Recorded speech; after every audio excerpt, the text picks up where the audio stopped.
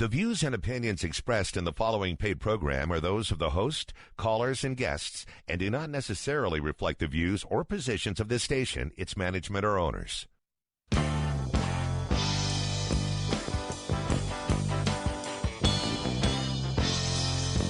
Welcome to Straight Talk and Retirement, your no-hype source for financial advice in making informed choices about your retirement plan.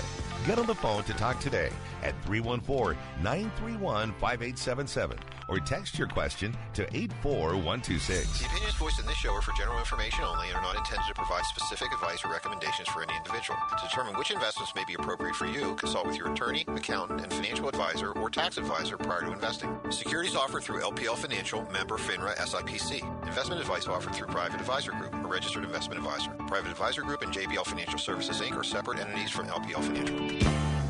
Now, here are your retirement coaches, Jeff and Aaron Lapidus. Well, hello, St. Louis, and welcome to Straight Talk on Retirement, your live and local, St. Louis's favorite financial call-in show. I'm Jeff Lapidus, president of JBL Financial Services. Our offices are located in beautiful, hopefully it'll warm up soon, downtown Olivet, Missouri. I'm a 40-year veteran of the financial services area, a fee-based financial planner and wealth manager.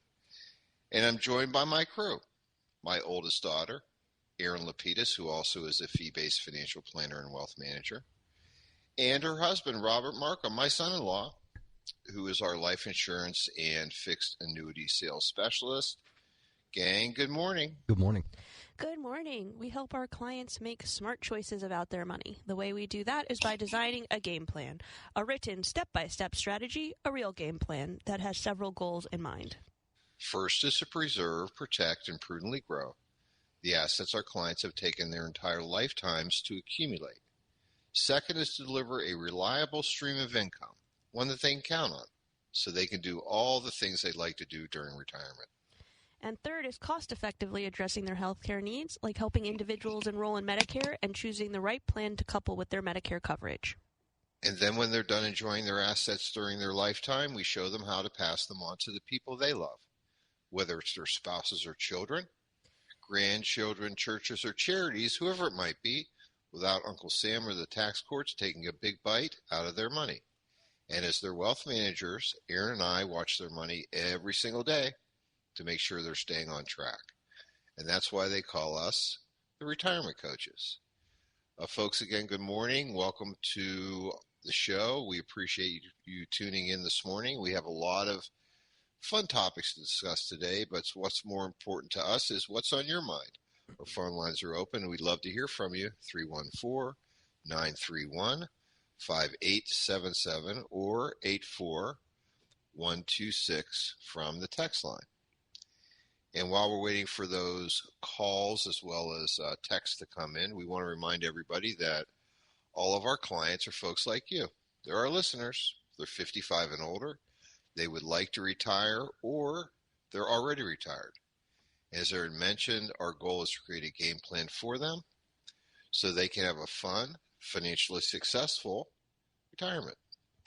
And there are lots of ways that you can keep in touch with us during the week. That's right. Log on to our website, jblfinancial.com. In the upper right-hand corner, you can click on the Contact Us button, and you can ask us a question during the show. We'll try to get to it, or request a coaching session, financial, Medicare, or both. Or if you just have a question that you'd like a little bit more information on, hit that button, and we will get back to you within 24 hours. In the lower left-hand side of the screen, there's a pop-up box that appears that says sign up for our monthly newsletter. We call it the Coach's Corner, and we keep it updated for you every single month. We're happy to send that out by email, and you can also check the website for the last 6 to 12 months. And as this is the first Saturday of February, we have a brand new Coach's Corner for February 2024. Some great articles you're going to want to peruse on there. The first one being Saving Less, You Aren't Alone. U.S.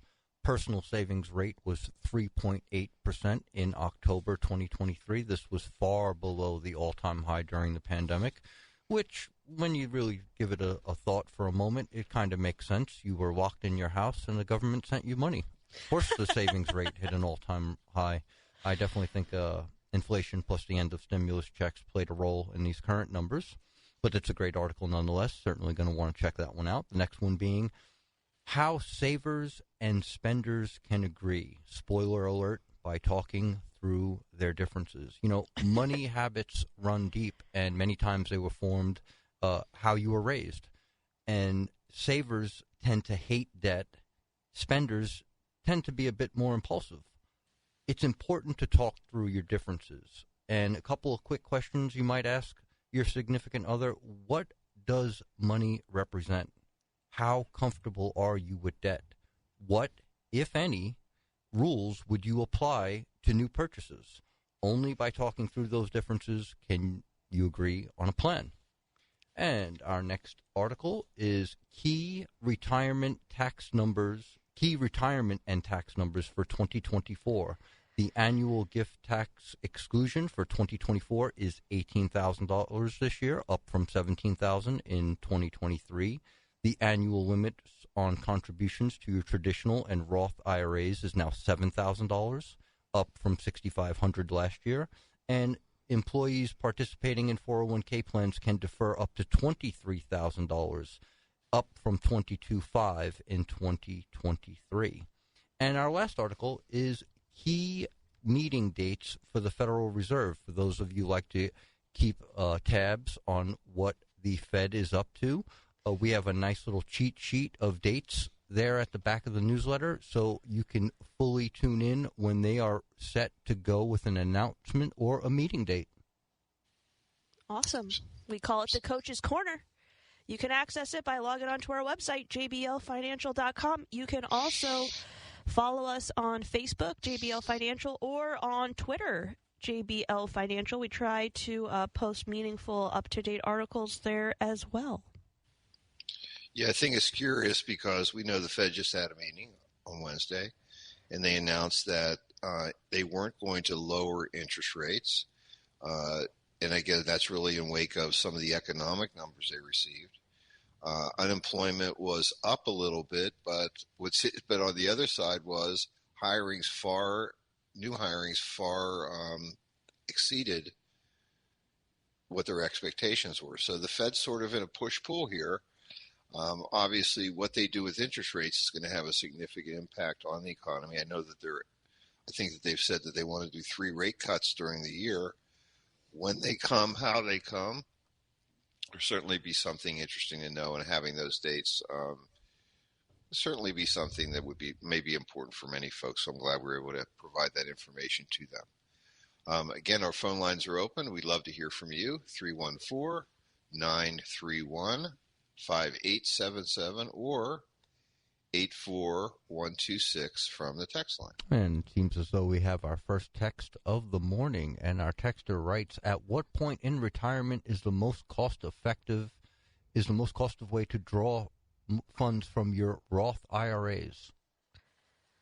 Well, the first two and most important parts would need to be over 59.5 to avoid the 10% penalty, and the Roth needs to also be in existence for 5 years in order to withdraw those funds without any taxes. That would be the first jumping off point to consider. So 5 years and 59.5?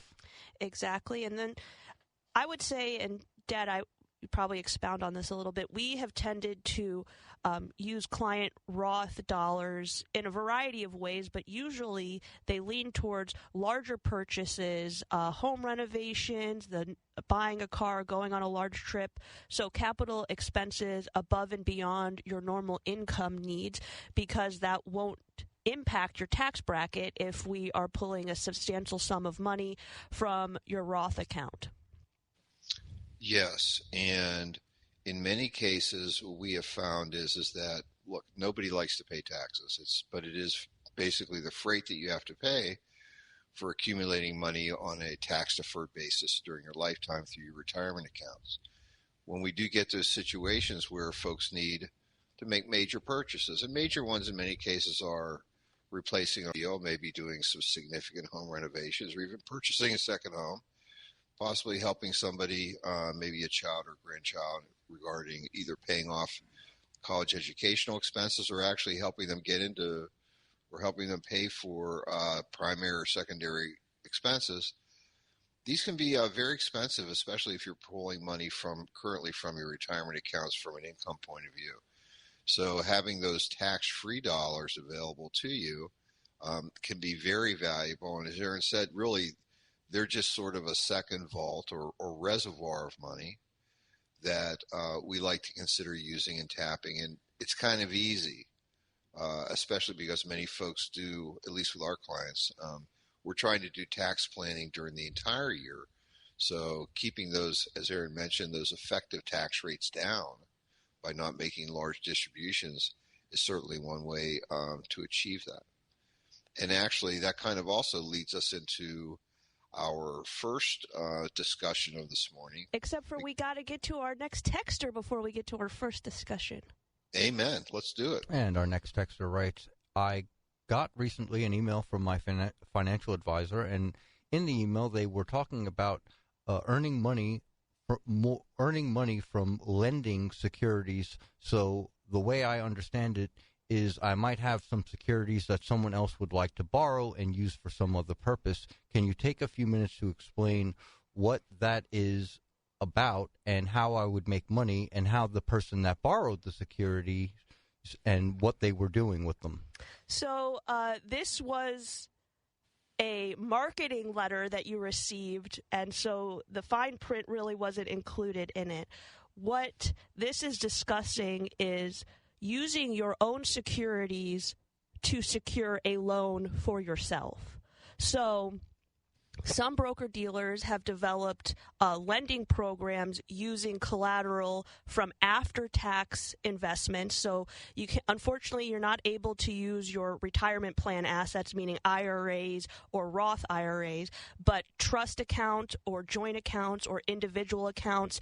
If you have securities or investments held therein, your broker-dealer has created a lending program with multiple banks, most likely. For example, our broker-dealer works with 3 or 4 banks that will give you potentially a preferred interest rate to borrow money against your securities. So you can create a loan for yourself, which is where the income would be coming from, but unfortunately you don't make money off of it so much as you're able to draw income, you're able to borrow money against your securities. Yeah, a couple of fine points, at least with the folks that we're dealing with. Number one is that the loan amount is determined in many ways based upon the type of assets that you have in these non-retirement accounts. So they won't permit you to borrow 100% against those. Generally what happens is with stock funds or individual stocks, they may only offer you anywhere from 40 to 70%. Fixed income instruments, because they're a little bit safer, they'll permit you to do that. And you do have some restrictions. Obviously, if those assets are collateral for a loan, then what occurs is that there are going to be some restrictions on how much of those securities that you can sell, because they want to keep their loan collateral intact. The second thing is that, at least with the folks that we're dealing with, they do offer a variety of loans. In many cases, we're thinking about some type of a short-term borrowing situation where the money can easily be repaid within a short period of time. So it's almost like a bridge loan, if you want to think of it that way. But there is, in many cases, an opportunity to where you can convert those loans to a fixed period loan, 5-10 years, even sometimes even a long-term loan, maybe a 30-year loan is very similar to a mortgage. So some options and opportunities, just giving you an opportunity maybe to get your hands on money for a short-term basis without having to sell securities, generate cash, which could create in many cases either short-term or possibly long-term capital gains. And the other thing that this might help resolve is many people, in retirement, if they're potentially looking to purchase a second home or purchase a home and then sell their current residence, are always considering taking distributions from their retirement accounts but repaying them within that 60-day period. Using this alternative will give you a little bit more time because it's not, like my dad just said, it could be a bridge loan for a short period of time, but there doesn't have to be that 60-day absolute limit on returning those funds to your retirement account. So if you are looking for a more substantial down payment than what you've saved outside of your retirement accounts, this might be a good opportunity to use this alternative as opposed to taking distributions from your retirement accounts in the hopes that you'll be able to repay it within that 60-day window, alleviating the tax consequences. Yes, and just one other thing I might mention is the amount of information that's required by the lender to provide you with funds is significantly less than what you have to go through under a normal borrowing situation, because they have the collateral that's there. Absolutely. And that can make the loan a little bit more. You can also get a hold of the money on a little more timely basis.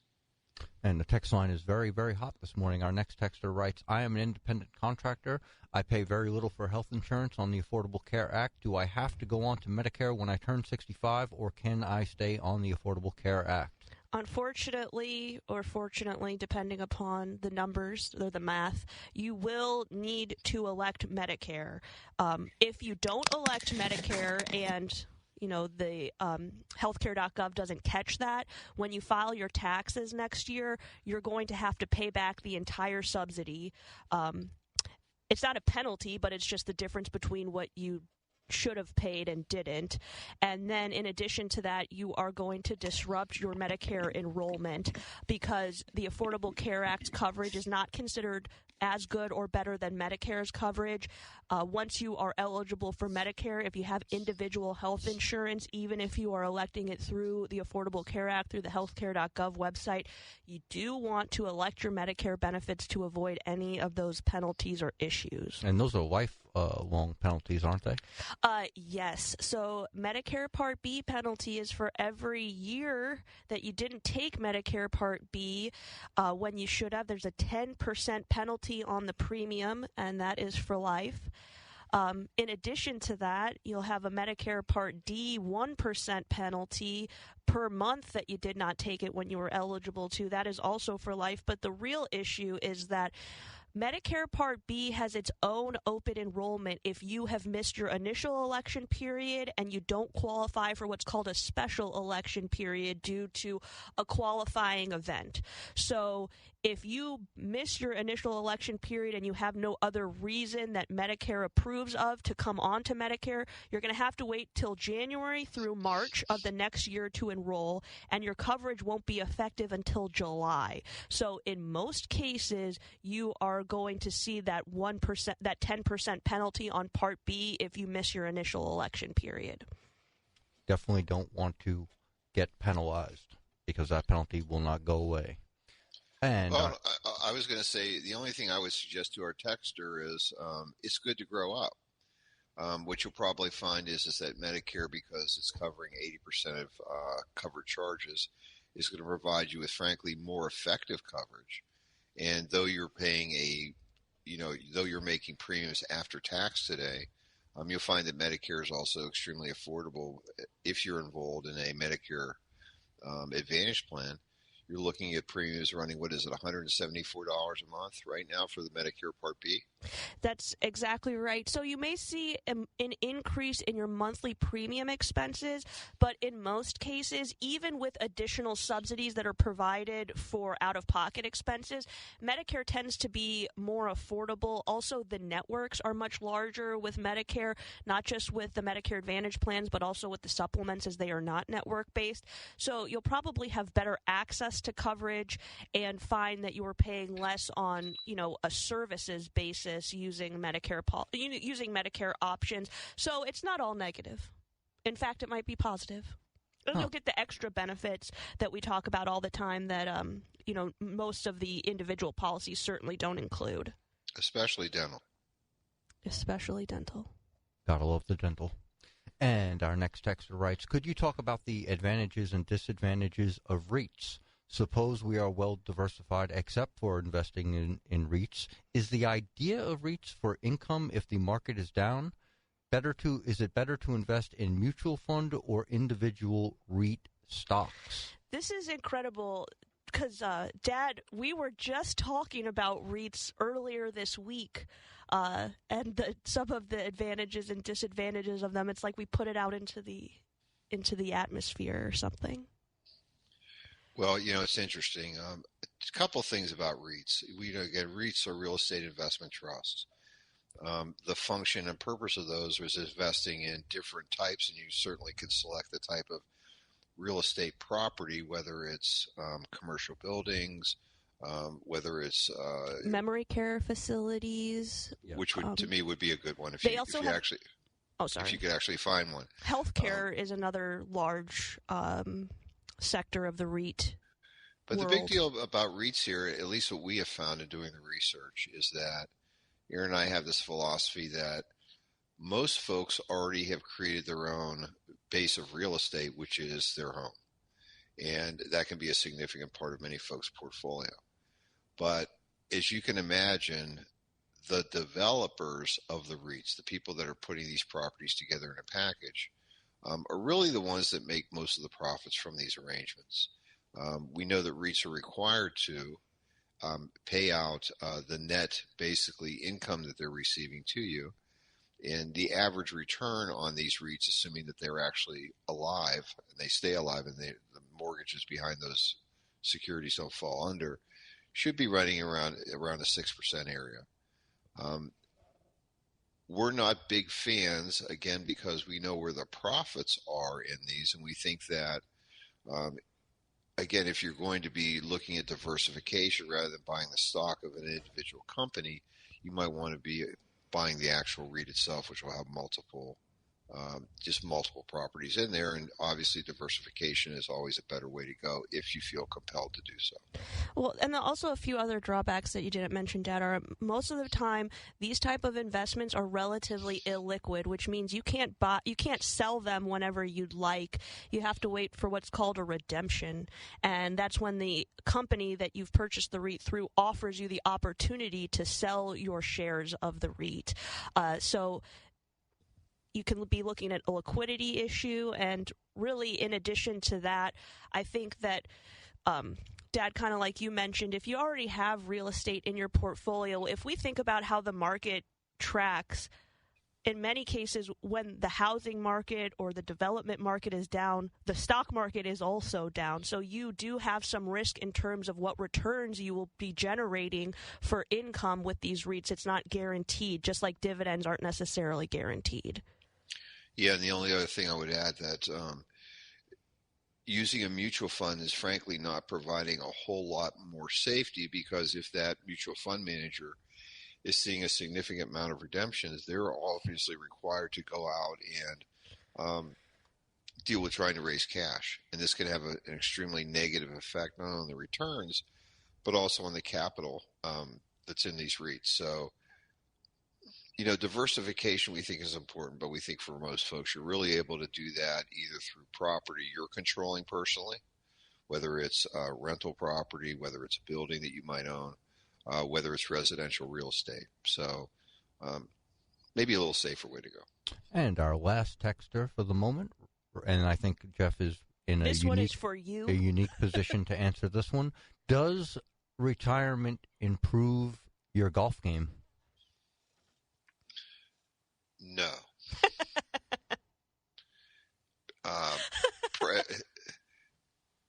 Perfect practice improves your golf game. It's like anything else. If you have a record and it's scratched and you keep playing it, it doesn't get better the more that you play it. Sometimes the scratches become a little deeper. And like anything else, perfect practice makes perfect. But I would certainly say that they say that, well, anyways, the ability to play more is certainly and taking it to that level certainly can be fun. But at the same time, we're not young like springtime anymore. So when you retire, you can't play golf every day. Frankly, I can't because, and I'm not retired either, but I can't because my hands, I get a little stiff after each round of golf. So I think the one couple things that I suggest to clients when they're business, number one, if you're looking for maybe your reward vacation, maybe you might consider going somewhere and going to golf school.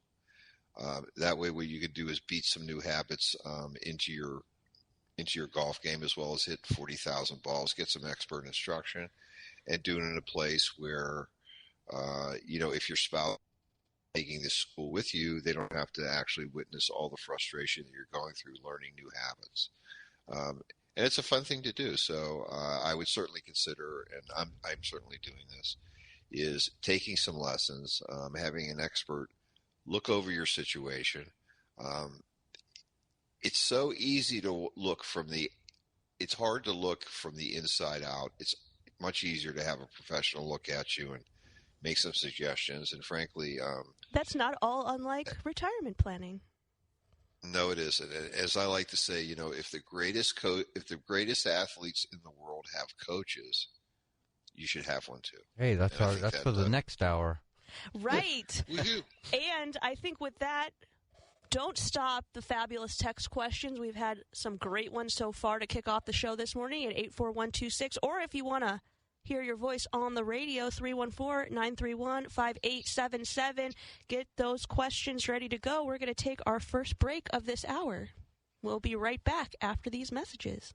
Martin Kilcoyne for AAA Home Services, a proud sponsor of Mizzou Hoops. For 54 years now, AAA Home Services has been a leader in selling and servicing American Standard heating and air conditioning. Right now is the best time to buy a new system. Take advantage of the best rebates and offers of 2024. Also experts in plumbing, appliance repair, and electrical needs. 636-397-3200 for the best incentives on American Standard. Open 6 days a week, online at AAASTL.com. Call AAA. We're on our way. Let's go Tigers. When you go and get your car washed, do you really care which car wash you go to? Yes, because not all car washes are created equal. Country Club Car Wash is the local family-owned and family-operated car wash since 1989. All these other ones that are popping up, they're all run by out-of-town hedge funds. Keep it local. Keep it great. Touchless car washes, no brushes, inside and out. 5 area locations, Country Club Car Wash or cccwstl.com. This is Mariah, 3rd generation at Newsteaders Fine Jewelry. Buying an engagement ring can be intimidating. At Newsteaders, we ensure complete understanding of your purchase. We offer a choice in both lab and mine-grown diamonds and are able to work with any budget. Let our family help educate you on your choice at Big Bend and Doherty Ferry or at wowdiamonds.com. What makes Swick your first choice? Is it our affordable tuition, convenient locations, and online classes? Or the advanced training options in technical education, health science, and more? Whatever it is, Southwestern Illinois College can train you for an exciting career or help you prepare for a university. Visit swic.edu and take a tour today. Did you know all the funding for the Salvation Army Adult Rehabilitation Center comes from sales at the 5 local Salvation Army thrift stores and the Vehicle Donation Program? They receive no government funding, and the men aren't even charged for the 6-month residential rehab work therapy program. With your donations and shopping at their stores, you're supporting those men who are rebuilding their lives. Visit satruck.org. That is satruck.org. Join your St. Louis Symphony Orchestra and music director Stefan Denev for Carmina Burana. This epic work delivers goosebumps with its songs of joy, love, and celebration. Experience Stefan's Trilogy of Fate, featuring evocative music by Arvo Pärt, Lara Auerbach, and Richard Wagner. February 17th and 18th at Stiefel Theater. Tickets at slso.org. This is Jeff Lapidus, the retirement coach. Wouldn't it be great to have a game plan, a real strategy, so that no matter what was going on in the stock market, the economy, or the world, that you could be confident about your retirement? Wouldn't that be great? If you're within 5 years of retirement, call me today at 314-863-0008. That's 314-863-0008. Or send me an email, jeff@jblfinancial.com, to arrange your free coaching session. Let's get started on your retirement game plan today. Let's talk about smart choices for your money. It's Straight Talk and Retirement on the Big 550 KTRS. Here are your retirement coaches, Jeff and Aaron Lapidus. Well, welcome back to the show. It's 9:34 here on the Big 550 KTRS Talk Radio St. Louis. Our phone lines are open. We'd love to hear from you. 314-931-5877 or 84126 from the text line. Baby, we may have some folks that are holding, but I'd like to, if you'll permit me, to go back to our last texter that was asking about golf. By all means. And I'm not going to talk about my golf game because, my golf game is Ray Golf. Sometimes Ray Floyd, sometimes Ray Charles. You don't know who's going to show up. But, interestingly enough, golf really does emulate life. Each day you get up, you're feeling good, you're not feeling good, you have things on your mind, etc. You don't have things on your mind. The course conditions are different. The weather changes. It could rain, it could be windy. You obviously don't want to play in the lightning. That's a good thing to do. You can take that advice. But sometimes things go well, sometimes that they don't. And frankly, it's that change and adapting to change.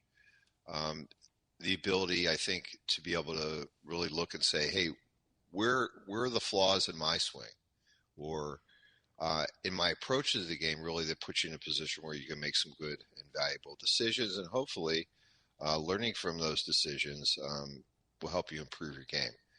And frankly, that's why I think that having a coach, having someone to assist you to look from the outside in to say, okay, this is what I see. Have you considered this or that?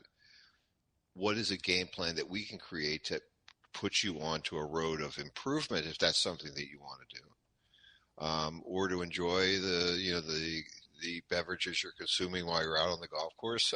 Maybe that's a game plan in itself. But life changes, and frankly, we change age-wise, we change physically, and the conditions are always changing. So it's good to have a touchstone. It's good to have a coach. And you know what? If you really want to improve, you want to get to where you want to go. Sometimes it's very difficult to do it on your own. And you all would have thought you would have thought that text was fake, but no, that was a real text that teed that whole thing off. Well, that sounds fun. Again, our phone lines are open. Our phone lines are open. Dad, you broke up there for a moment. So our phone lines are open, 314-931-5877, or send us a text, 84126 from the text line. But while we're waiting for more of your excellent texts, let's get into our first topic of the day. How much should be in your vault, and where do you get it? During a recent coaching session with Joe and Sally, we had a discussion about the importance of having an emergency vault and how to fund it. Like many people, they love having liquid capital on hand. Who doesn't? But we're concerned about not having too much. Having too much. Sometimes people feel like if they've got cash sitting around, it should be working at work somewhere. And sometimes if you don't have cash that's working, you feel like you don't have enough of it in case of an emergency coming up. So exactly. It's a fine line. Exactly. So how much should be in your vaults? Let's say vaults, plural. You could have multiple vaults. For multiple purposes. Sure. So, really, there is no right answer here. The answer really is, how much do you feel that you need in liquid cash so you can sleep at night? So, you feel comfortable that if an emergency arose or you needed a little extra cash, that you had an easy place to grab it from, and it wouldn't feel like you were upsetting the rest of your investments or the rest of your plan. Yeah, we kind of think of that as the inner vault. The outer vault is, do you have specific either I call them capital consumption, goals that are there? What money do you feel like you need to dedicate and that you're going to be spending in the next 12 months? Prudently, we know that money should be available in cash. It's easily accessible. And in many cases, what we're talking about, it could be things like maybe a college tuition payment for a child is coming up or a grandchild. Maybe you're looking at liquidating a debt, which will obviously, like a home, which will free up other cash flow in the future. And possibly you may want to be looking at some other maybe home improvements, or go into golf school. Woo-hoo. Right. So the real question is, it's great to know if you have a number in mind, but where do you get the money if you don't already have your vault in place? What are the sources by which you can draw from to fund that vault? So the first thing to consider, especially in a market like we've had, is potentially taking profits from your after-tax accounts, or sometimes we refer to those as non-retirement accounts. This would be an opportunity for you to rebalance, take some gains, and you may even have the opportunity to offset some of those gains with some losses. Oftentimes people refer to that as tax harvesting. So if you have a few securities that have appreciated nicely and maybe a few that haven't appreciated as well, you may not be able to entirely offset those gains, but you may be able to reduce your tax liability by making a sale or two of some less appreciated or potentially unappreciated securities. You know, it's interesting because, and the other options we'll talk about are ones that you're like, hey, these are easy, but it takes a little dedication, a little thought. Number one would be maybe what you're doing is increasing and dedicating some of your savings from your current net pay. That would be if you haven't retired yet, I guess. Yeah, exactly. The other thing would be is that in Joe and Sally's case, since they are retired, maybe what we're doing is we're increasing their monthly distributions. And actually them having dedicating that extra after-tax money into their savings to build that vault, because it isn't unusual for us to see that for many folks, anywhere from 70 to 90% of their assets are actually inside of retirement accounts. They've been good savers, and they've been rewarded by being long-term investors, but pulling some of that money is necessary now to create some liquidity outside. You also might consider, if you are still working, and this has happened with quite a few individuals that are in the preparation stages of retirement, they haven't officially retired yet. If we've determined that based on your income needs and the assets that you have already accumulated in your retirement accounts, it may be time to turn down those retirement plan contributions. We never want to go lower than your employer match, because you want to take advantage of what we like to call the free money, or also what you might consider as part of your compensation. You don't want to miss out on that. So turning your contributions down to meet the employer match, and then taking the rest of those funds home and dedicating that to your savings. And in some cases, what we've seen is that folks are looking for, in some cases, to create a bridge between the day that they retire and when they want to start beginning to really withdraw money on a permanent basis to replace part of their income. So doing that, stopping those distributions now while they're working, taking that after-tax money, dedicating it into their savings, can create that, if you want to think about that mattress or that cushion of dollars, so that they can then make that transition. And then finally, for those folks that are grown-ups, at this point, age 73 or older, you're subject to required minimum distributions from those retirement accounts. In many cases, you may not be needing those distributions for income purposes, but it's a great way for you to then take that money, put it aside, and have it beginning to grow also on an after-tax basis. So you really have created a little bit more liquidity for yourself. And the final one would be Roth IRAs. Again, as we talked a little bit earlier, your Roth IRA really is a pool as long as it's been there for 5 years. You're over 59 and a half. Can be another pool of assets available to you, which you can then get your hands on. And for many of our clients, they really do look at that as their vault. Right, or their inner vault? Yes, their inner vault. I love that concept, the inner vault, outer vault. Well, we like to consider that every asset has a function in your portfolio, and that really goes back to the question of, do I have too much in savings versus not enough? And once you've come to a number that you feel comfortable with, even if it sounds high, not every asset is performing the same function.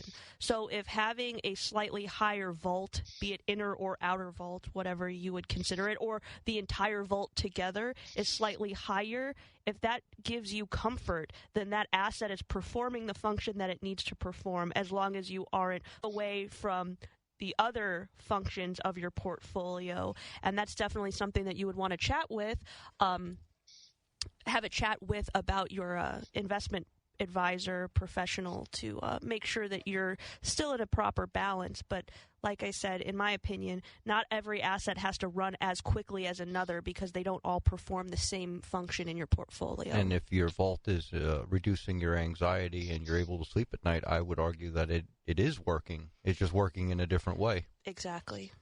You know, the only thing I would just add to this conversation is that many times this question comes up because folks they actually have accumulated a significant amount of after-tax assets, and they're not really happy with the rate of return that they're receiving on their savings.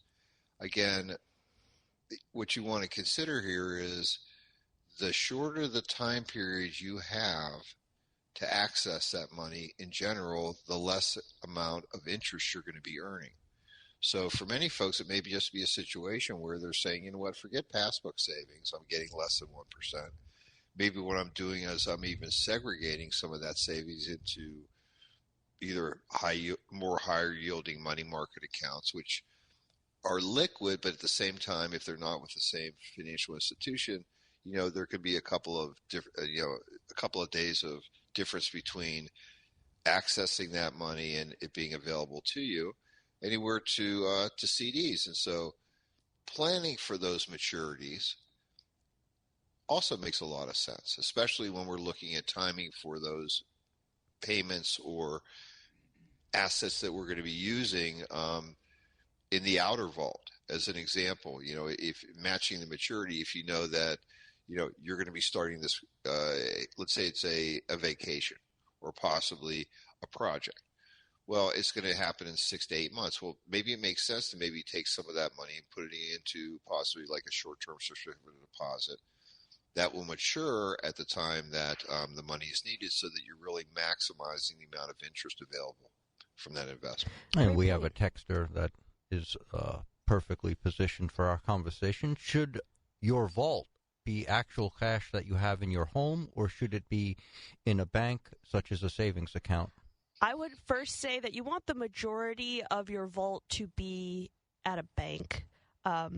Like my dad mentioned, there's a lot of different opportunities that banks offer you that are FDIC insured: CDs, money market accounts, checking and savings accounts. Now, obviously, they don't earn nearly the interest that the other two options do, but they have, they're easily and quickly accessible, completely liquid. I mean, if you had like a little strong box in your house and you had, a couple $1,000s in there, that could be useful. Oh, absolutely. I was actually going to say that, which is you might consider having some actual physical cash in your home, but you do want to make sure that it's secure, not from theft, but from flood, from fire. You want to have it protected from the elements, exactly. Just from time. Yeah. So in other words, you're saying is that we're not talking about cash in your sock drawer. Correct. You want to put it somewhere where it's not just safe from the cleaning lady potentially coming through, or maybe a clever child, but also from any elements, because you wouldn't want that to, burn up in the fire, unfortunately. Nice fireproof, strong box. Sure. It never goes bad. We have quite a few text questions on deck, so I think it makes sense for us to take our second break of this hour. When we get back, we are going to answer every single one before the 10 o'clock hour begins. So don't touch that dial. We'll be right back.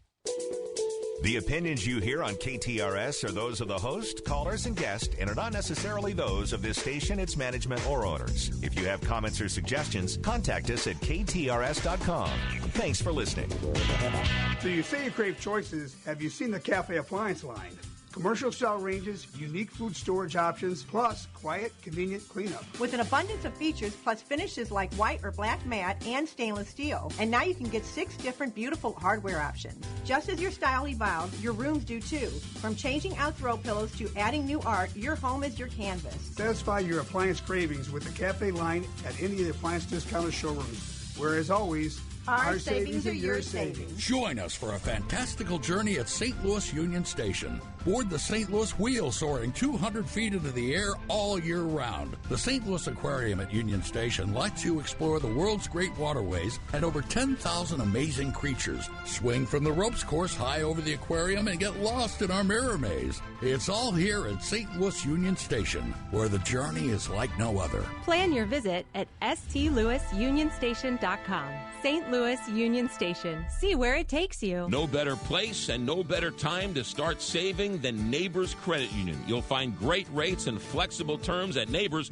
You'll also find terrific CD specials. Best of all, your savings are safe, secure, and insured at Neighbors Credit Union up to $500,000 per individual member. It's super easy to open up an account at Neighbors Credit Union. Stop by one of their 8 area branches or visit the website, neighborscu.org. That's neighborscu.org. Federally insured by NCUA. Additional insurance by ESI. Welcome to Pizza World, your hometown pizza. Located on Olive Boulevard just west of 270 and in Shrewsbury off Murdoch Avenue. Pizza World delivers the finest flavors of gourmet pizzas. Chicken Alfredo, Texas barbecue, spicy Thai, and the Pizza World signature gourmet Apodanza. See the entire menu at pizzaworldonline.com. For office meetings, family get-togethers, or watch parties, call Pizza World. The finest flavors of gourmet pizza, pastas, and salad. Pizza World. Are you worried about your budget for your new kitchen or bathroom? Call me, Anne Marie Bogus, the co-host of the Inside Out Show on the Big 550 and owner and designer of Anne Marie Design Studio. Visit our website, annemariestudio.com, where you can use our budget calculator tool to see a preliminary breakdown for your project. See how we can transform your old drab kitchen or bath into the envy of your neighborhood at Anne Marie Design Studio in Wildwood. Visit our website, annemariestudio.com. Diana from Newsteaders Fine Jewelers here to remind you, we don't just offer the best pieces, we offer one of the last master hand engravers in our country. My father can create timeless, personal, and unforgettable pieces. Come by our showroom at the corner of Big Ben and Doherty Ferry or learn more online at wowdiamonds.com. I am Cassidy Caldwell, the CEO of Stray Rescue of St. Louis, and I'm inviting you to join me for the Rescue Rewind radio show. This Sunday afternoon at 5 on the Big 550. KTRS. This is Erin Lapidus, the retirement coach. Wouldn't it be great to have a game plan, a real strategy, so that no matter what was going on in the stock market, the economy, or the world, you could be confident about your retirement? Wouldn't that be great? If you're within 5 years of retirement, call me today at 314-863-0008. That's 314-863-0008. Or send me an email at aaron@jblfinancial.com to arrange your free coaching session. Let's get started on your retirement game plan today. Now, back to Straight Talk on Retirement on the Big 550 KTRS. Here are Jeff and Erin Lapidus. Well, hour number 1 is flying by. It's great with your phone calls and texts, 314-931-5877 or 84126 from the already full text line. Yeah, they're hot and heavy this morning. And our next texter writes, I am a Missouri resident and I am on Medicare A and B with a supplemental G plan through Anthem. I am moving permanently to Marin County, California. Congratulations. What are the Medicare rules associated with moving to a different state? Thank you.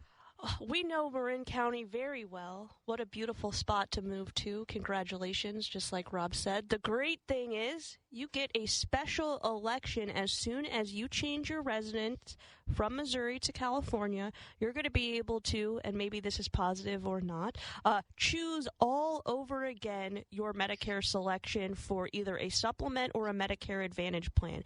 If you know already that you just want to stick with what you have, you want to call Anthem. Let them know that you are moving to Marin County. Give them your zip code. They will let you know what your new premium is and if they offer coverage for you there. If they do not, you'll be able to select another carrier that offers Plan G in your area. But I would recommend, just for the exercise, since it doesn't cost you anything, to take a look again at the Medicare Advantage options that you might have available to you out in California, since you get the opportunity to choose again, no pre-existing conditions. Awesome. Yeah, we love Marin County. It's just such a beautiful area. Definitely, when you go there, hopefully you're going to be near Sausalito. Just really fun. It is. Okie doke. And our next texter writes, is a person who is single, never been married, and has not contributed to Social Security eligible to participate in Medicare? Well, you are eligible to participate in Medicare, but Medicare Part A will have a premium associated with it for you. I will get back to you in the next hour when we're chatting about Medicare, what the Medicare Part A monthly premium is. So you would be able to access Medicare. However, it's going to be relatively costly. So you'll have the opportunity to make a decision if you want to keep private coverage or if you want to join Medicare, since you wouldn't be required to participate as you technically didn't pay into it. Gotcha. Interesting. And our last texter for the hour writes, I'm 71, I have some rental income, and I am collecting Social Security. I'm on my wife's medical plan. I was told I didn't have to let Medicare know. Is this correct? If your wife is working for an employer that has more than 20 employees, then yes, that is correct. You do not have to let Medicare know. They know who you are. They know how old you are. And when you're ready to elect Medicare, you will be able to use a special election. And the cool thing about Medicare, it's really cool, is that they're the only type of insurance that allows for voluntary disenrollment to be considered a special election. So that means that if your wife's plan isn't as desirable as it has been in the past, and we're going to actually talk a little bit about that during our next segment. Or if you just decide you want to join Medicare and you want to jump off your wife's coverage, you can voluntarily leave your wife's employer's plan at any point, use a special election to elect Medicare, or you can simply wait until your wife retires and loses coverage. You'll both be able to, if your wife is 65 as well, join Medicare using a special election at that time. So you don't have to inform Medicare as long as you have a plan that covers more than 20 employees. You know, I think it's interesting here because we are going to be talking about this in the next hour, but it really is an algebra problem. Many times we see that a spousal coverage may increase to a point where Medicare Part B premiums make a little bit more sense. It's even possible you may be able to reduce or eliminate deductibles. And so this is an exercise that you really should go through, and frankly is one that we do very often for new and prospective clients with using our Medicare Inside coach, Frank Ellis. And what's fun is that we're aware of how to do this because we've been involved in the group health insurance market for companies for over 30 years. And there's another factor, which is that after the Affordable Care Act was introduced, there were quite a few employers that added a surcharge to have your spouse on the policy because health insurance premiums had increased pretty rapidly for businesses. So many say if you have access to qualified coverage somewhere else, either through your own employer or through Medicare, that they will charge an additional tax, or it's not really a tax, an additional premium on top of what the insurance company is charging for the pleasure of being on the policy. So you want to make sure that there's nothing like that on your wife's policy so you're not paying extra when you could potentially pay a little bit less and join Medicare. There you go. Again, our phone lines are open. We'd love to hear from you in the last minute or so of this hour. Don't touch that dial because we will be on again for hour number 2, which will kick off our Medicare segment at 314-931-5877 or 84126 from the text line. Or if you're interested, you can always give us a call. Set up a coaching session at 314-863-0008 or send us an email, Aaron or Jeff at jblfinancial.com, or go to our website, jblfinancial.com, and hit the Contact Us section. And we'll be right back, I believe, for hour number 2. Well, I guess we're going to have to just hang out for a couple more seconds because you're about 50 seconds early, my man. Do we have one more text question that we can hop to? Probably not. because we've only got about 30 seconds left. Dad, I hear that the weather is turning terrible in California, and I think all of our St. Louis listeners would like to hear that you are going to go through a little bit of misery next week.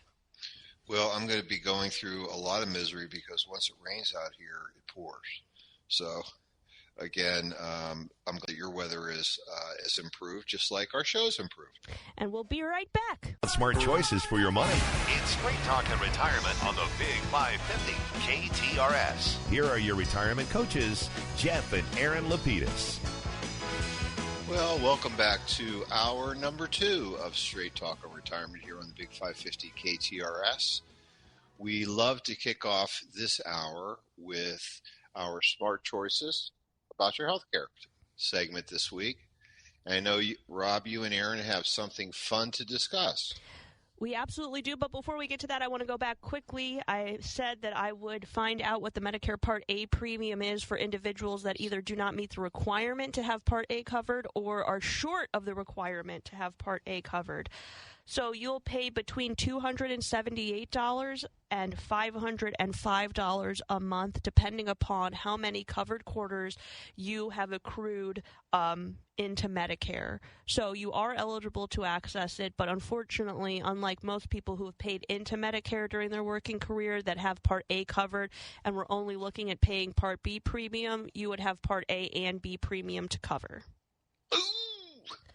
Well, right. It still doesn't, even if it's $505 and you pay the Medicare Part B premium, so you're close to $700 a month, you're still getting the benefit of the Medicare benefits, which could be superior to private coverage for the same or substantially more premium with less benefit. So it's not great, but it's not the worst. It stings. It stings, Yeah. yes, a little bit. Let's talk a little bit about Buzz. Buzz! And Buzz came into our offices, and he said he was going to be turning 65 in May this year, already retired, but working part-time for the same company. We're seeing a lot of that these days. And they want him to continue to work part-time, and they will continue paying Buzz's insurance premiums.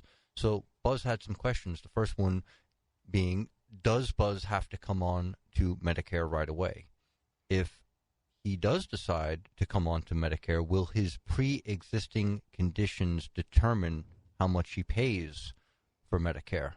And, we asked Buzz about his pre-existing conditions, and he mentioned he'd hit his deductible and max out-of-pocket the last 3 years in a row due to health complications. His deductible was $3,000, and his max out-of-pocket was $6,000. His monthly premium was $180, and his company was paying for him. Well, that's fantastic that the company was paying that $180 a month for him, but it does sound like he's got some pretty high out-of-pocket medical expenses, and that's why it's always important, like my dad says, to do the math on what makes the most sense in your situation. But let's go back to Buzz's first question. Does he have to come on to Medicare right away? No. Sometimes it may make sense to keep your current insurance depending upon the situation. So depending upon the premiums as well as the benefits that you are receiving, you may decide to stay with your employer-based plan. But like we mentioned in the last hour, you want to make sure that your employer has more than 20 employees, so that way you know that your coverage is considered as good or better than Medicare's, so you are eligible to stay on your employer-sponsored plan without running into any penalties or enrollment issues. And his next question was, does his pre-existing conditions, will they determine how much he pays? So, no. It will not determine how much you pay in premium for anything that you select, as long as you do so in a timely manner. Your Medicare Part B premium, the base premium is $174.70 a month. If you select a supplement that's going to be age and community, which is your location rated, there are no health questions on your application. If you elect a Medicare Advantage plan and you elect a zero premium plan, they cannot rate you up or charge you anything based on any past medical history. In fact, you'll see when you fill out the application with an individual that you're working with, they ask you absolutely no health questions whatsoever because they are not allowed to.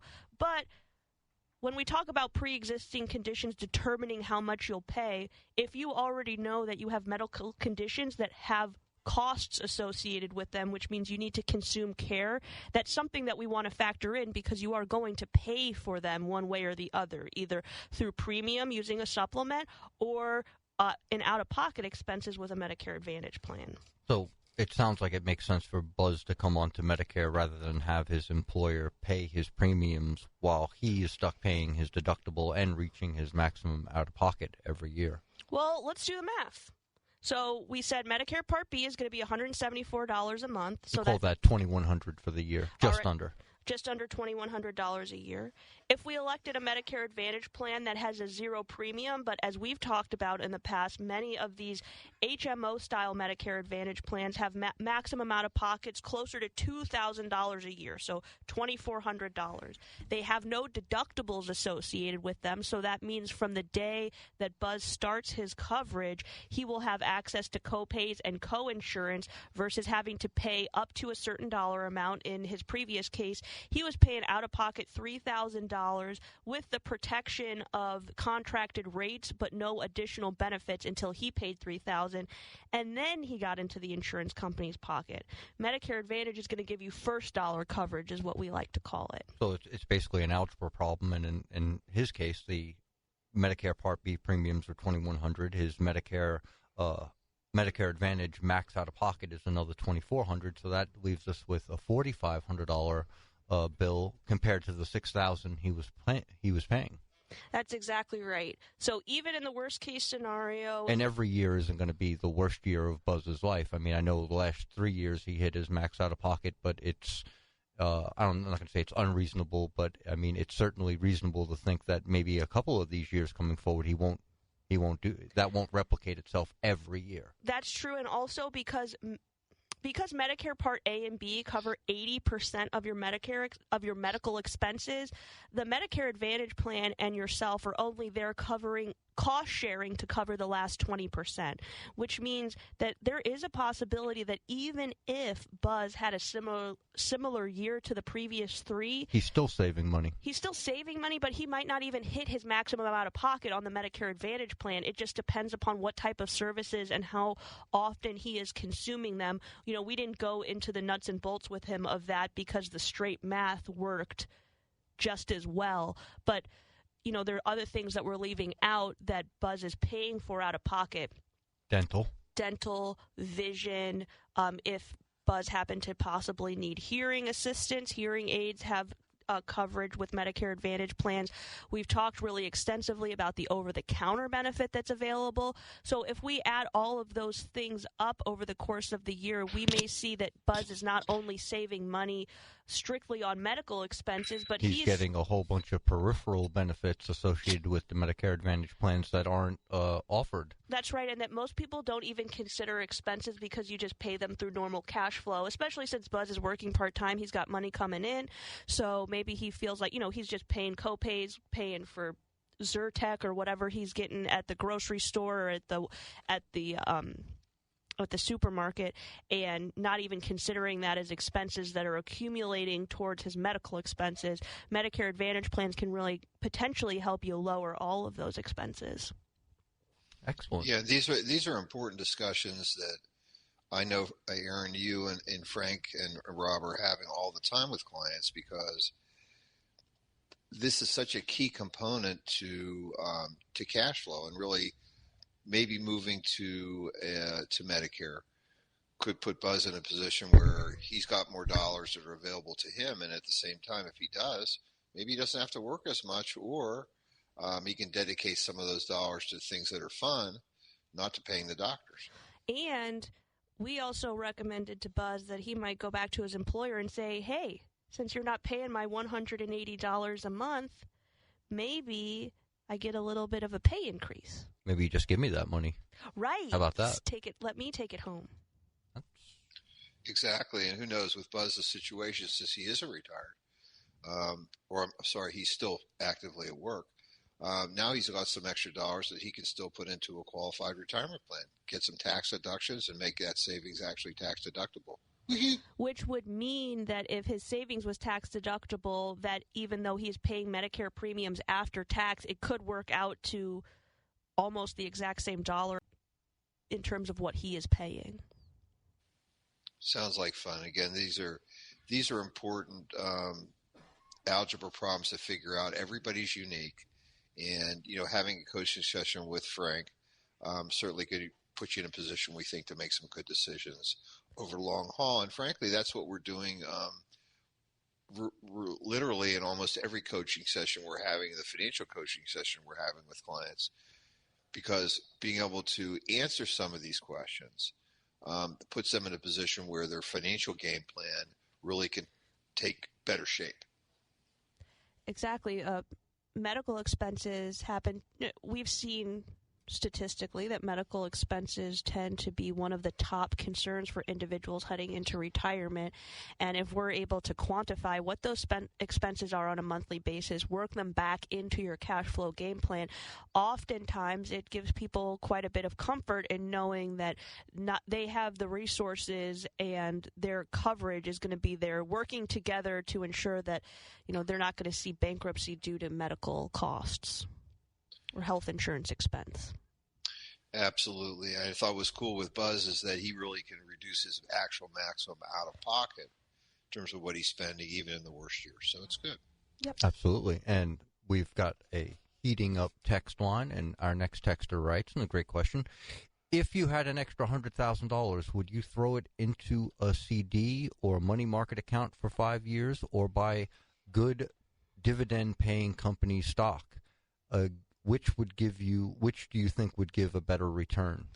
So first, unfortunately, we cannot directly compare CDs, money market accounts, and company and dividend-paying stocks, as they are quite different types of investments. It's also going to be dependent. You mentioned that it's an extra $100,000, so I guess that leads us to your portfolio is already well balanced, and you have the cash flow that you need from it, excluding this $100,000. The first thing, I'll kick it off, and Dad, let you chime in here, which is, the money market account is not a fixed rate. That rate's going to float with essentially what the Federal Reserve decides to do with interest rates. We saw them rise rapidly over the last several years, but if we see pauses or cuts in rates, we are going to see that rate start to trend downward, so you're not going to necessarily see a guarantee. In fact, you won't see a guarantee on what a money market account's going to do. Yes, my first question to the texter would be, do you see the need for any of this capital within the next 5 years? If you do see a need and you do plan to consume some of this money, then really that would be part of what we called earlier this morning the outer vault. We would want it if we were buying some fixed income securities, either to balance your portfolio or if it's something you want to protect from risk. We want to match the maturities of those CDs, if we were to do that, with that particular qualifying event. Dividend-paying stocks can be very valuable because they create an income flow and they have the potential for capital appreciation, but they also have the potential to go the other way. We saw during the pandemic and other times in the last 20 years that in many cases companies have reduced their dividend payout, and also, as we know, the markets go up and down, the price of those securities aren't fixed. So depending on, again, as Aaron was mentioning, your portfolio, how will adding stocks or stock funds or dividend-paying stock funds in your portfolio affect your asset allocation and also timing? Those are the two really key important factors that you need to consider. And frankly, would be a very good conversation to have with your financial advisor if you have one. If not, you know what to do. There are a lot of good ones that are out there, so I would certainly seek some advice. The one other thing that I would add here is if this is truly an extra $100,000, then most likely we're not looking to generate income from it. So I might consider shying away from the dividend-paying stocks because you're going to be return isn't necessarily the only thing you want to consider. I mean, Dad, you mentioned liquidity. The other thing would be taxation. If you don't need the dividends to make your income work, or you don't want the extra income that potentially dividends could provide, why pay taxes on that? Maybe you're looking at securities that have the potential to appreciate versus pay dividends, so you can see appreciation without necessarily having tax consequences associated with it. And I would just add that 5 years is not an insignificant amount of time. You think about where we were 5 years ago; it seems like a lifetime ago. So you may another option may be just to put together a portfolio that meets your risk tolerances, and if you really don't need the money for 5 years, you probably stands to reason you can capture some decent gains. Sure. Yeah, I would just add one other thing here, and this is a question that we're often asked by our clients that are older. They're looking for, they have extra funds. A lot of times this could be accumulations of requirement and distributions. And one thing that we suggest that they consider is not necessarily investing for them, but maybe investing for others that might be receiving these funds sometimes, and hopefully not soon, but in the future. Investing for those kids, investing for those grandchildren with growth, investing in things that they would be invested in as compared to things that you might consider investing in because of risk, might make some sense because they have a longer time horizon than you do. So as you mentioned, honey, the taxation issue, do I really want to pay taxes on dividends at this particular moment, especially if I'm not going to consume the income that they're having? CDs the same way. Maybe you should be looking to invest for growth. So, liquidity, consumption, where it sits in your portfolio, these are all important things to consider, and there's just no one good answer to that. And we've got one more Medicare text question on deck. And our next texter writes, regarding Medicare, can you switch every year from a supplement to an Advantage plan, or are you locked in once you sign up? Yes and no. So maybe. Right. Medicare Advantage plans allow you to switch Medicare Advantage plans every year during open enrollment. You can switch type of Medicare Advantage plan, so HMO, PPO, or you can switch companies. So you can go from Aetna to Essence to United Healthcare every year during open enrollment without medical underwriting. Medicare Advantage plans also give you what's called a free look the first year that you were enrolled in a Medicare Advantage plan. So that could be the first year you were on Medicare, or 10 years down the line when you want to try Medicare Advantage plans out for the first time. You have essentially 365 days to decide if you like it. If you like Medicare Advantage, then you'll stay in Medicare Advantage unless you go through medical underwriting to get into or go back to your original supplement. So you're not locked into Medicare Advantage, but there is a hurdle after the 1 year that you have been on it to get into a supplement again or to try a supplement for the first time.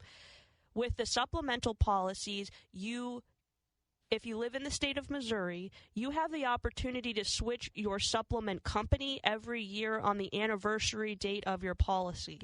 So that means that if you, like a previous texter, I'll just use this example, have Anthem Plan G. Every year, in the month that you elected your Medicare benefits to begin, you can switch from Anthem to United to Aetna to any other supplemental company that offers Plan G without medical underwriting. You also have the opportunity every single open enrollment to join Medicare Advantage plans without any medical underwriting. So there are a few key limitations that you want to keep in mind, but in my opinion, you are never locked into what you have. And then the final thing I would note is that if you are rejected from a supplement. Let's say you tried to get back into a supplement using medical underwriting. That doesn't mean you have nothing. That just means that you're going to stay on the Medicare Advantage plan side of things, and that isn't the worst thing in the world. Maybe what that means is you need to find a Medicare Advantage plan that fits your needs better than what you currently have. So you're always going to have access to coverage. It'll just be, there are just a few nuances that you want to keep in mind when you are making your decision. Not easy to do on your own. It's always good to get some help. Absolutely. And the nice part about it is that if you're working with a professional in this area, it doesn't cost you to visit with them because Medicare doesn't permit charges. They get paid when they help you, assist you in securing coverage by that insurance company. And frankly, they receive a renewal income each year as you continue to renew that contract. So does it cost you anything? No. Where the costs come in, and this happens with most things, it isn't what you know, it's what you don't know. And this was a great question because a lot of folks don't understand the rules. They're not supposed to. That's right. And I think let's take our first break of the 10 o'clock hour, and when we get back, we have a few more text questions on deck, and we even have a few things that we thought we'd like to chat about. So don't touch that dial. We'll be back with more Straight Talk on Retirement after these messages. The IRS definitely ramped up operations since the pandemic slowed them down, and activity only increases from here. Hi, this is Lance Story with the Lance Story Law Firm. If you're currently under audit or you haven't paid your taxes in the past, now's the time to call the Lance Story Law Firm. The IRS has a published Taxpayer Bill of Rights, which says you have the right to retain legal representation. Because IRS problems are legal problems, and the Lance Story Law Firm focuses specifically on addressing IRS issues for our clients. It's all we do. We get out in front of the IRS, devise the best resolution plan, and work to make sure you're able to take advantage of every program you're qualified to receive. So before you send money to some out-of-town, high-pressure company, call the Lance Story Law Firm. We're local, located right here in St. Louis, or visit Lance, DRURYlaw.com to schedule your free consultation with your local tax resolution law firm, the Lance Story Law Firm, 314-260-6120. The choice of a lawyer is an important decision and should not be based solely upon advertisements. This is Jeff Lapidus, the retirement coach. Wouldn't it be great to have a game plan, a real strategy, so that no matter what was going on in the stock market, the economy, or the world, that you could be confident about your retirement? Wouldn't that be great? If you're within 5 years of retirement, call me today at 314-863-0008. That's 314-863-0008. Or send me an email, jeff@jblfinancial.com, to arrange your free coaching session. Let's get started on your retirement game plan today. Let's talk about smart choices for your money. It's Straight Talk and Retirement on the Big 550 KTRS. Here are your retirement coaches, Jeff and Aaron Lapidus. Well, hour number 2 is slowly, or actually I say quickly, going by. We're about halfway done.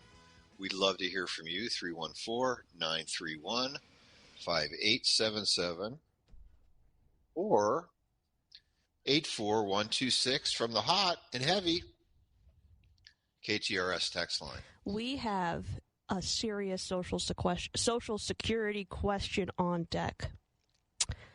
My wife is 64 and I'm 68.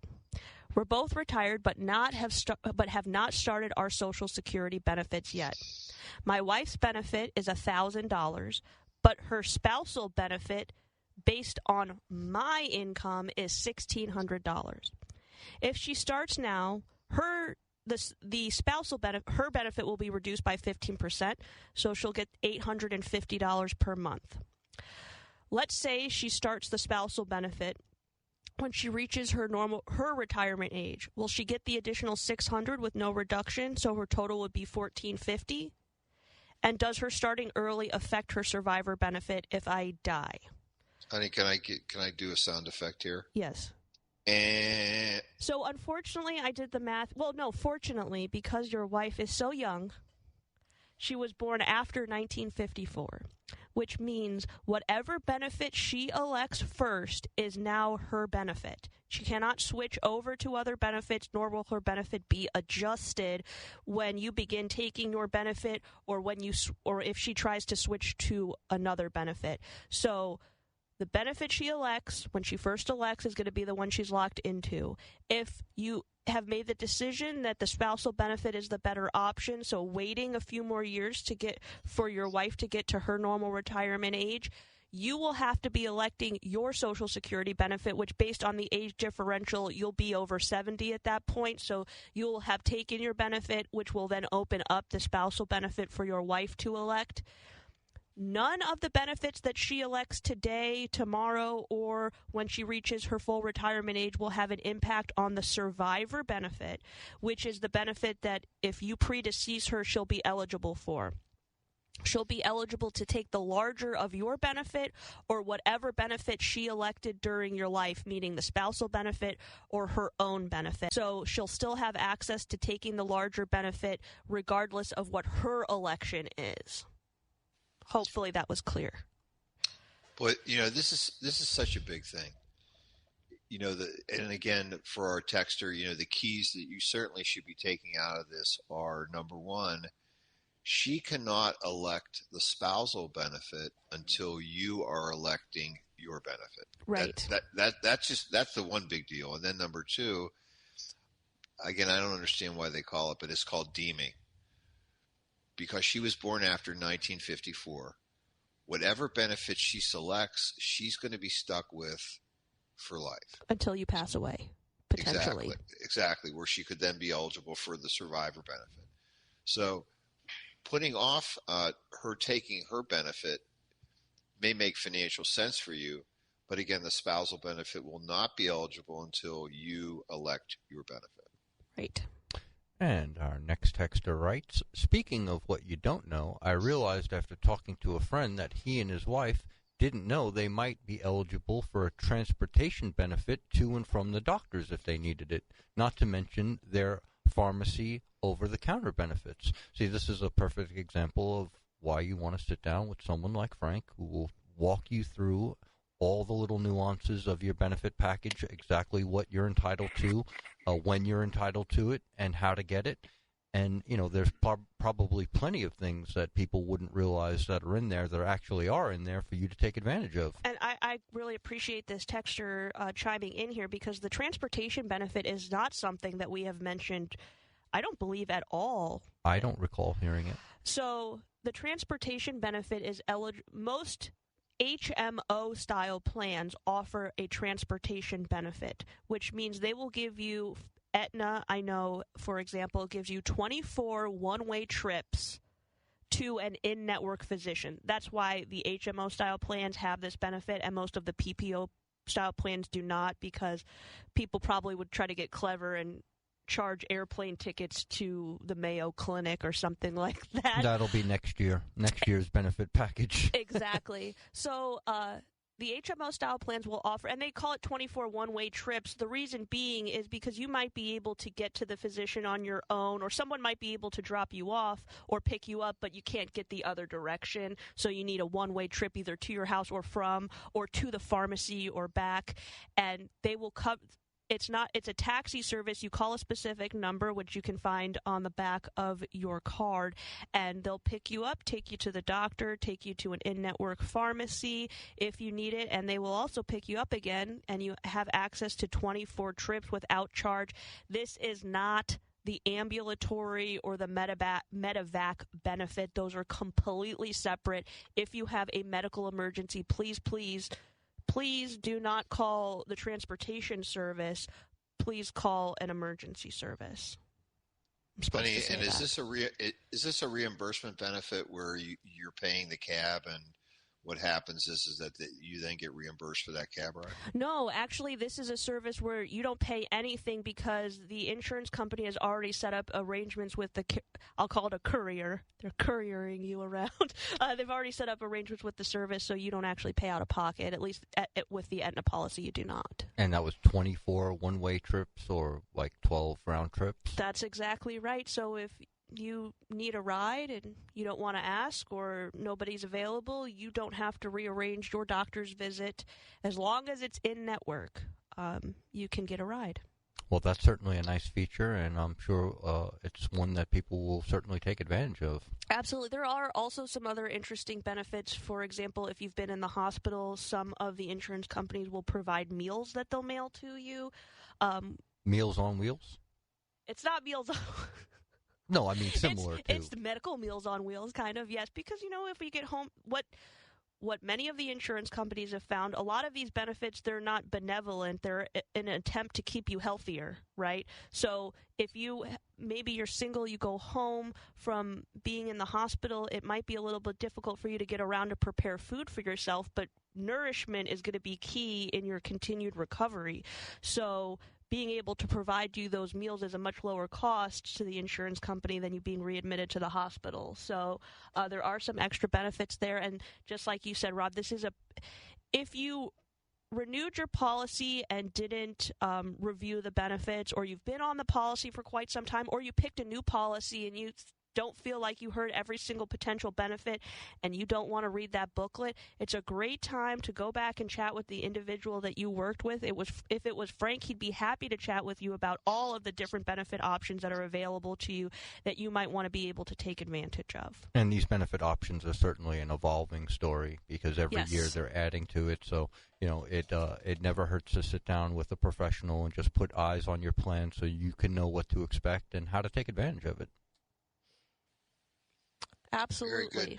Do we have any other texts that we're waiting for? We have one more text. Yes. Fabulous. And the texter writes, "My sister signed up with Frank last year during the current enrollment. During that period, she switched from an Aetna plan where she was taking a drug that cost $150 a month. The switch was to United Healthcare, where the same drug was $50 a month. In November and December this past year, when she went to the pharmacy, they charged her $150 for November and December, whereas the previous months were at $50. Can you explain why?" Without knowing the prescription and the rest of the pharmaceutical needs that your sister had, most likely she hit the donut hole in the last month or two of the year, which means when she starts over again, January, it probably went back down to $50 a month.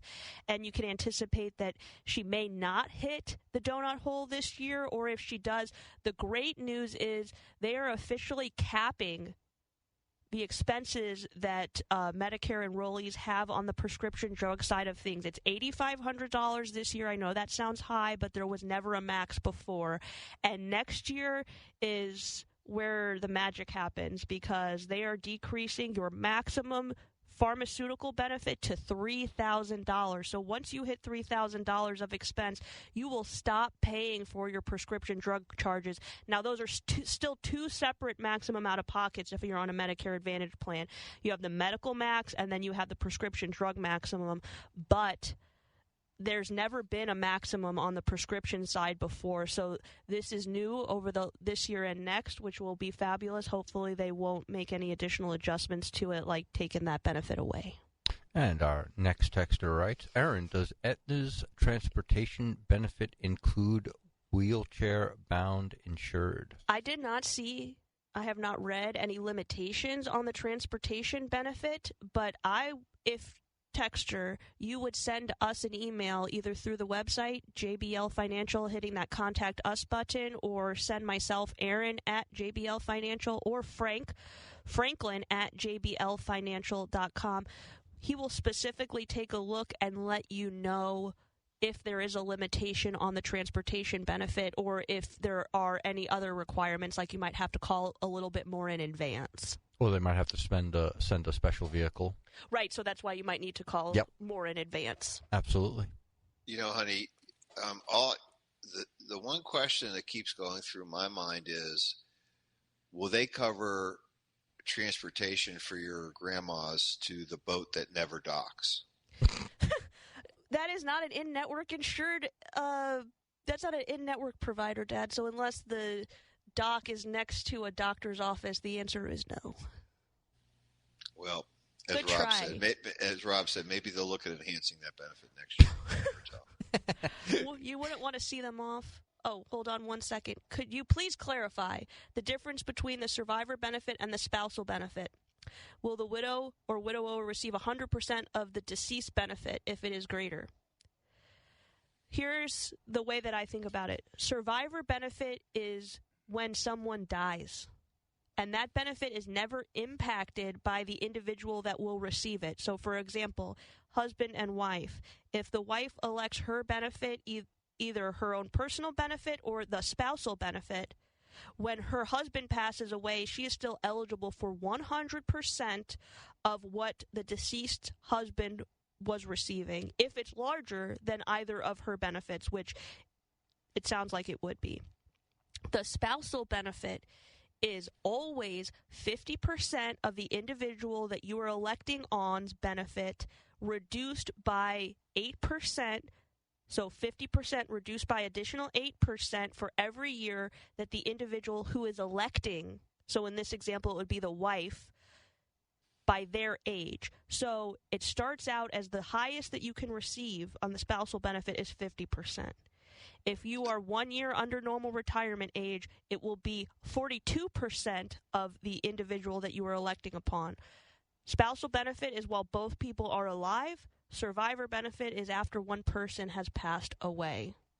And we have one more comment following up on our transportation segment. Good luck trying to find a transporter for a wheelchair person, especially with a lift. Around here, anyway. Dad, somebody really enjoyed the boat that never docks. I might consider that. So others feel the same and would like to offload their sweet in-laws onto the boat that never docks. I wish cruises weren't such a petri dish. Don't we all? Don't we? I remember during the pandemic, they said, I remember one commentator said, well, how many of these plague ships are there? That was great. So true. Well, I was thinking of this as an act of mercy, not or nothing else. You know, I've honestly heard that there are people that do this because if you think about it, you get to cruise around to usually warm locations.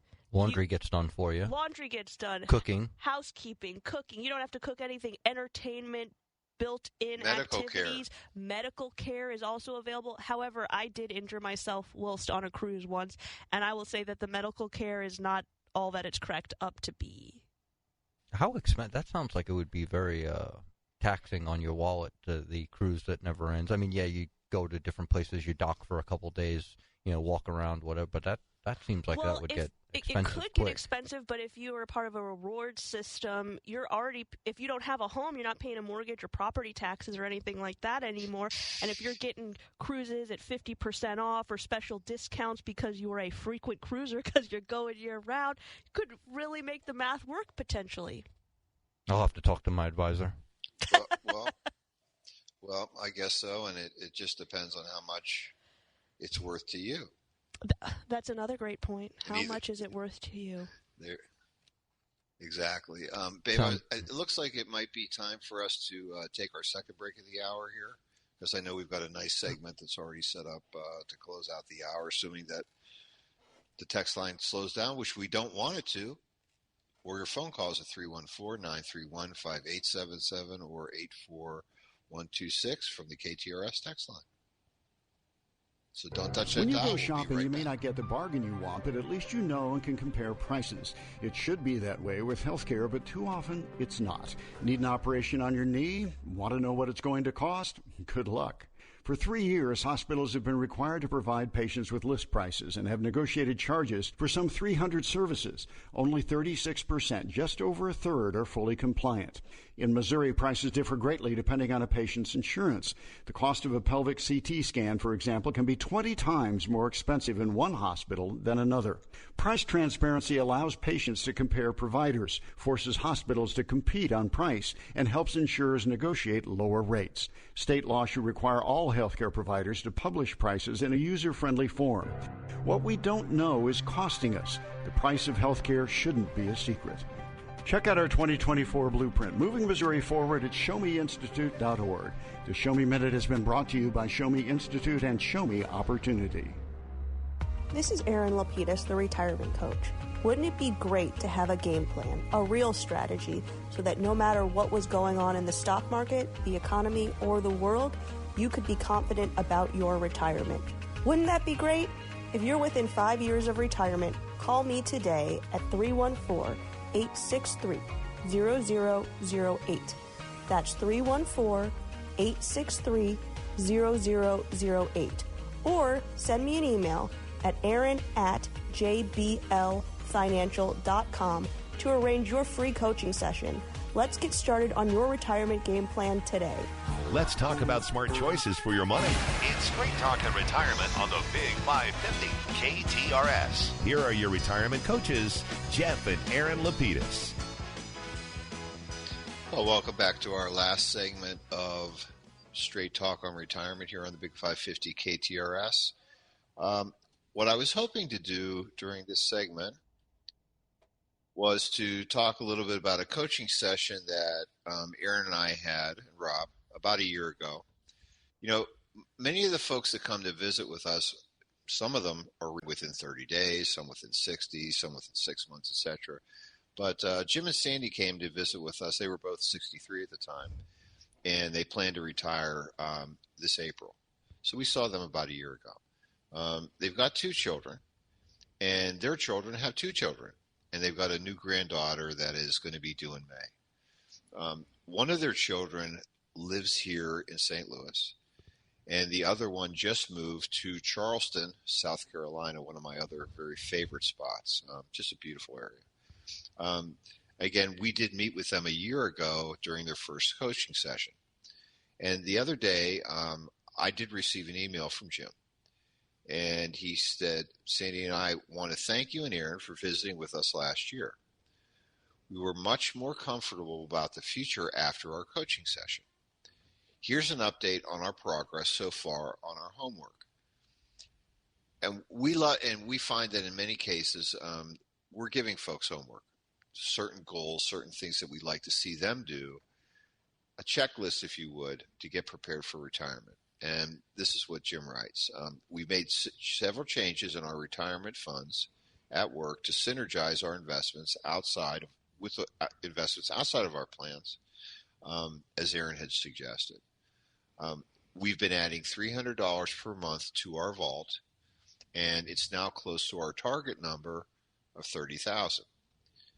And after contacting our bank, we found a higher yielding money market account to keep our vault money. And it's electronically linked to our checking account for easy access.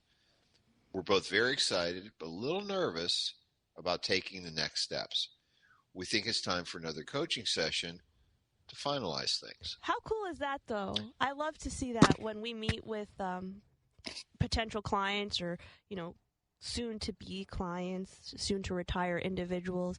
And a lot of times, Dad, you said, we give them homework, but in some cases, we have some homework to do. So, for example, giving a little education on 401k options was my initial homework to help them get rolling on theirs. And then to see that not only did they put those goals in place, but they've really achieved much of what we talked about a year ago is really great to see.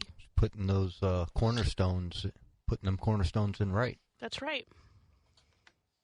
It isn't unusual for many of our folks that what we're doing is devising a plan for them to reduce or eliminate their indebtedness, financial obligations they may have, because in some cases we know that by paying off obligations, what we're able to do is to free up more of their cash flow and capital. And sometimes it's required to make their game plan work. In this particular case, it wasn't. So, a year ago, we started building that bridge for them to cross. Or as Rob was saying, I've used also the expression, putting in the stones to build the yellow brick road. And so it does make sense for us to revisit your game plan and test your progress and determine if your goals have changed. Here are some of the questions that we would be asking them at our next coaching session. The first one being, are you emotionally, both of you, committed to retiring in April?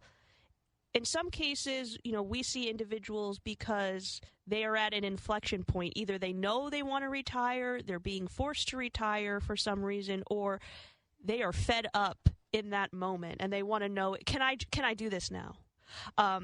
Sometimes those decisions change or those feelings change, especially after an entire year has gone by. Maybe whatever pressure that they were feeling has been alleviated and they say, hey, I like the paycheck more than leaving it, so I'd like to stay. Or maybe their employer caught wind of their activities vis-a-vis retirement and like, hey, we'd love to have you stick around for X amount of time or so. So it's always neat to check back and say, well, I was planning on doing this all in April, but he just made me an offer I couldn't refuse. I mean, how many times have we heard that? That's absolutely right. So if either of them or both of them are no longer committed to retiring in April, what's changed and how long are we going to put that decision off for? What's the new timeline? Another great question we love to ask is, have your fixed and or lifestyle expenses changed? Do we have any new obligations or capital expenditure goals added?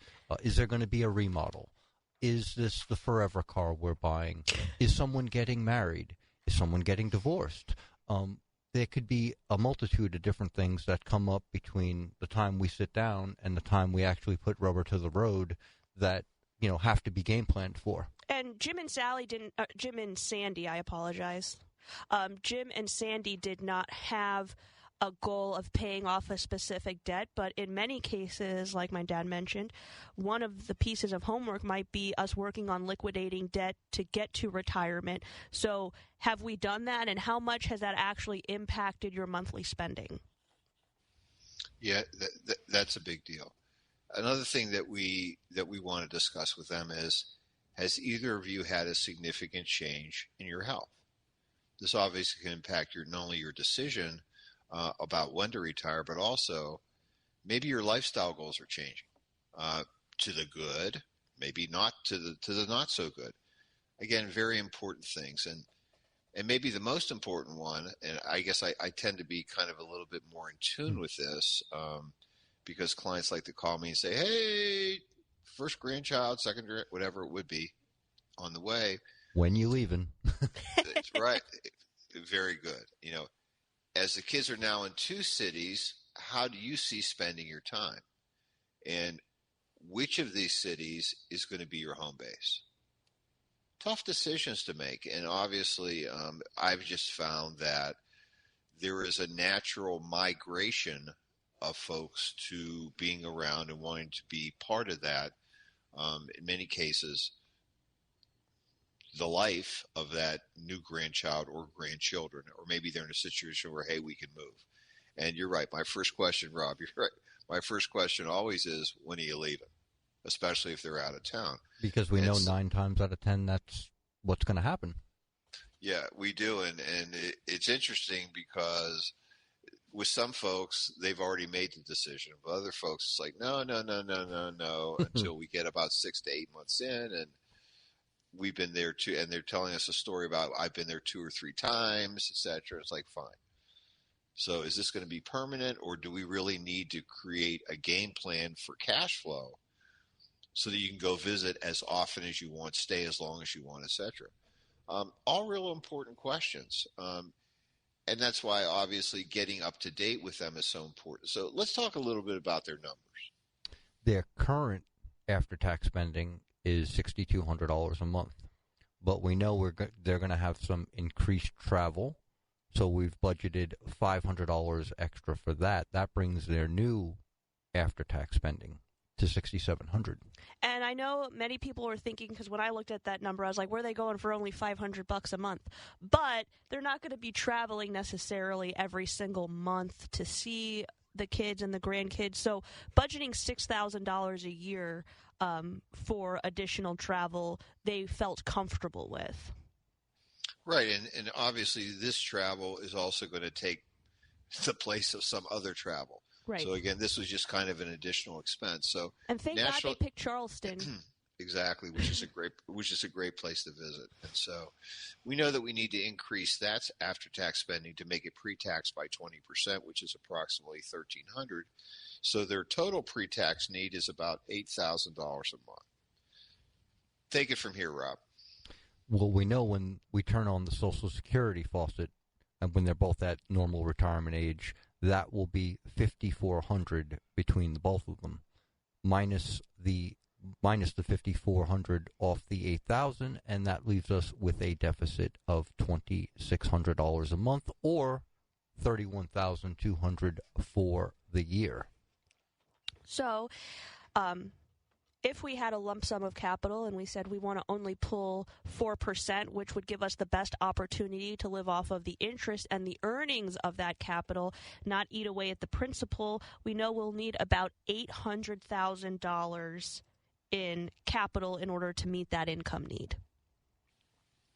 And we also know that additionally, because they weren't going to be electing their Social Security benefits until their normal retirement age, which is approximately 3 years, we're going to have to fund $100,000 per year to make that income replacement. So again, the total capital they would need is $800,000 for the milk money and $300,000 for that pre-Social Security election period, having their total capital need of approximately $1.1 million.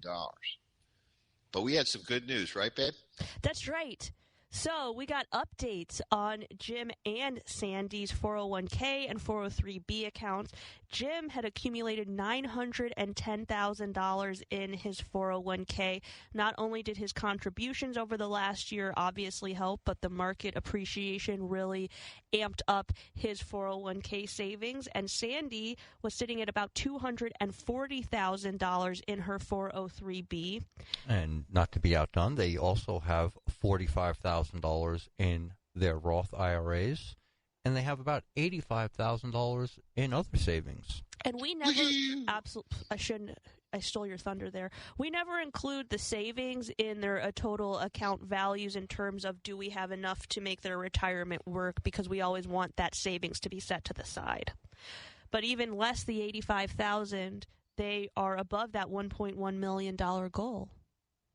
So it's rock and roll time. We call them rock stars. So that really was kind of a fun discussion with us to have. Staying in touch, staying in tune, dealing with how things are changing is kind of fun. And certainly we're really looking forward to the decision. I think that it will probably happen in the next 12 months about whether they decide to make a permanent move out of town, or whether we're really looking at, and we've done this for some clients, we've actually rented an apartment for them for a year. So they would have a place to go. They could store their underwear if they want, and then freely go back and forth to a particular place that they can kind of call home. And the other really important thing about, Dad, that you mentioned renting that apartment is we find that you need time to get used to the new location. Maybe you want to be close to the kids and the grandkids, but you don't want to live on the same street. You're going to have your own habits that you develop, your own places that you like to go. So giving yourself the opportunity to have a fixed location, but it's not, you haven't permanently tied yourself to it for more than the lease term, which is usually a year, still gives you flexibility to say, maybe I don't want the house right here. I want it on the other side of town, and you don't have to feel like you are swapping homes and putting yourself in some financial difficulties simply to move where you want to be. Even in a market that we have today, I mean, it's so important, and we were just a lot of clients that are thinking about making a move, is maybe they consider renting first as an example, because if you're going to the gym, where is the gym that you want to go to? What are the safer neighborhoods? Where are the restaurants that you want to go to? Where are your physicians going to be located? Obviously, and then it's proximity to other things. Don't have to make a snap decision. I think it's a little different when you're visiting the kids, as an example, in this case. You've done it for many years. Well, it's great, but you tend to go to the same places. You don't really get a true feel for what you would do on your own. Exactly. And who you want to do it with, right? That's exactly right. And I think that it gives you the opportunity to create your own life where you've moved, but still being much closer to the people that you want to be near. So giving yourself the flexibility to do that is, we've found, has suited quite a few of our clients very well over the years. So look before you leap. I mean, if you rent for a little while, you can get a good lay of the land, so to speak. And, believe me, they're not, it's not like they're going to run out of houses to sell you. I mean, you can always buy one when you decide, if this is where you want to be for the long term or even the intermediate term. And, you don't want to put the cart before the horse. You certainly don't want to put the cart before the horse. But what you do want to do is give us a call if you're thinking about retirement, 314-863-0008, or send us an email, Aaron, Jeff, or Robert at jblfinancial.com. We will see you next week. The opinions voiced in this show are for general information only and are not intended to provide specific advice or recommendations for any individual. To determine which investments may be appropriate for you, consult with your attorney, accountant, and financial advisor or tax advisor prior to investing. Securities offered through LPL Financial, member FINRA SIPC. Investment advice offered through Private Advisor Group, a registered investment advisor. Private Advisor Group and JBL Services, Inc. are separate entities from LPL Financial.